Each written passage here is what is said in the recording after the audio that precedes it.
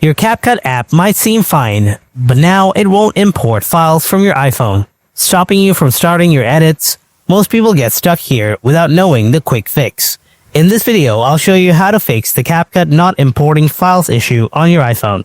Let's fix it right now. Before we start, make sure you have a stable internet connection. Try switching between Wi-Fi and mobile data. Now try airplane mode on and off. After that, try these advanced solutions. Solution 1. Check file format. First, make sure that your videos or photos are in the supported formats, like MP4, MOV, JPEG, or PNG. And large files may take longer to load, so try smaller files first. If still you are facing the same issue, then follow the next solution. Solution 2. Clear CapCut cache. Open up the CapCut app, then tap on the profile icon or Me tab.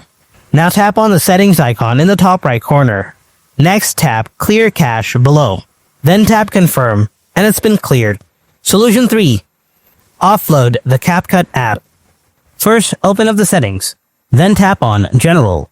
Next, tap on iPhone Storage. Now, scroll down and find the app. Next, tap on the app and then tap Offload. And again, tap Offload. After that, tap Reinstall. Solution 4. Reset network settings. Grab your iPhone. Open Settings. Tap General.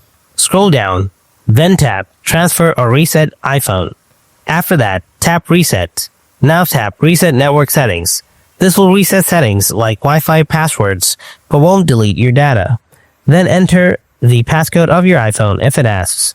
Tap Reset Network Settings again. After you have successfully reset your network settings, go ahead and check whether your problem is solved or not. If you're still facing the same issue, then try to update the CapCut app from the App Store. Hope your issue is fixed by now. Thanks for watching, and I'll see you in the next video.